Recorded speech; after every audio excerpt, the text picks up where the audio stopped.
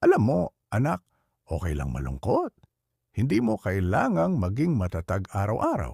May mga oras talagang mapapagod ka, masasaktan, iiyak. At alam mo kung anong totoo. Walang masama doon. Ang lungkot parte ng pagiging tao. Ibig sabihin, may puso ka. Marunong kang magmahal, umasa, mangarap. Pero tandaan mo rin ito, hindi ka nag-iisa.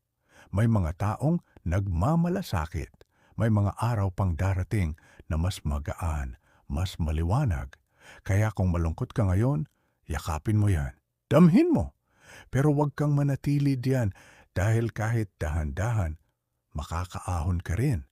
At kapag gumaana ang pakiramdam mo, mas lalo mong maiintindihan kung gaano ka katatag. Kung muli mong kakailanganin ng payo, baka hindi mo na ako ulit makita kung palalampasin mo ito. Kaya mag-follow at mag-subscribe ka na para muli kang mapalakas ni Lolo Payo.